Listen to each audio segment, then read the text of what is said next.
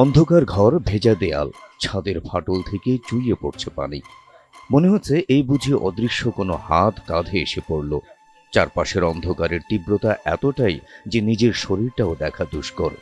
দেয়ালের কার্নিশে শেকড় গাড়ছে আগাছার স্তূপ, ছাদ থেকে চুয়ে পড়া পানি আর পলেস্তারা খসে রড বের হয়ে যাওয়া এই ভবন দেখে এটিকে কোনো ভুতুড়ে বাড়ি মনে হতে পারে।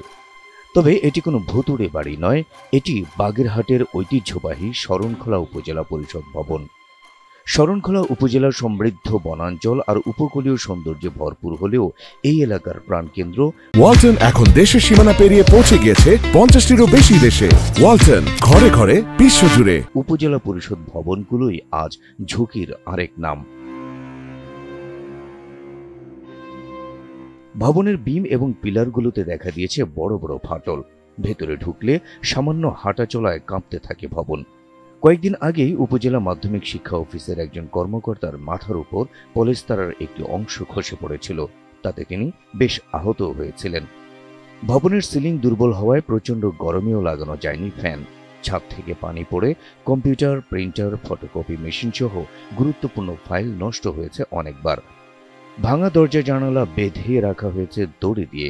দ্বিতল ভবনটির দ্বিতীয় তলায় রয়েছে উপজেলা মাধ্যমিক শিক্ষা, উপজেলা মৎস্য, যুব, পল্লী, দারিদ্র্য এবং উপজেলা পরিসংখ্যানের মতো গুরুত্বপূর্ণ দপ্তর। বাকি কক্ষগুলো রয়েছে পরিত্যক্ত এবং তালাবদ্ধ অবস্থায়।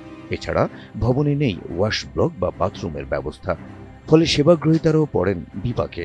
ভবনের সামনের রাস্তা থাকলেও সামান্য বৃষ্টিতে দীর্ঘদিন জমে থাকে পানি, ফলে প্রায়ই এ রাস্তা থাকে চলাচলের অনুপযোগী।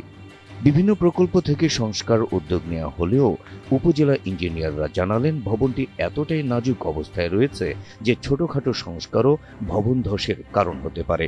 তবে এই আতঙ্ককে সঙ্গী করেই ভবনে প্রতিদিন কাজ করতে হচ্ছে কর্মচারী-কর্মকর্তাদের। আমরা যখন বাসা থেকে আসি, আমাদের পরিজন বা আমরা নিজেরাও আতঙ্কিত থাকি যে বাসায় ফিরতে পারি কি পারি না, কখন ভবনটা ধসে পড়ে। আর এছাড়াও এই যে বৃষ্টির পানি পড়ে আমাদের অনেক সময় কম্পিউটারের যন্ত্রাংশ নষ্ট হয়, ফাইলপত্র বা বিভিন্ন রিপোর্ট আর বিভিন্ন প্রকাশনাগুলো নষ্ট হয়ে যাচ্ছে। যারা আমাদের সুবিধাভোগী যারা আসে সদস্যরা, তাদেরও আমরা একটা নির্দিষ্ট স্থানে আমরা বাথরুম করাতে যেতে বলতে পারি না, নিজেরাও যেতে পারি না।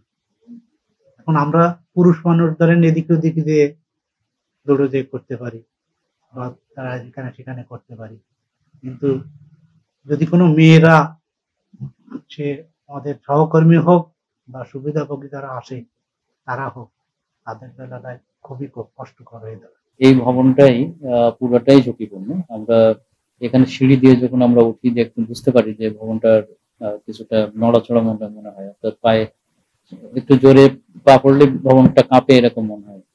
অফিস করতে যে কষ্টটা হচ্ছে, বিশেষ করে বর্ষাকালে এখানে যে অবস্থাটা হয়, অফিসের উপরের যে ছাদ, এই ছাদটাতে পানি পড়ে, অর্থাৎ উপরের থেকে ছোট ছোট করে বিন্দু বিন্দু করে আমার অফিসটা একদম ভিজিয়ে দেয়।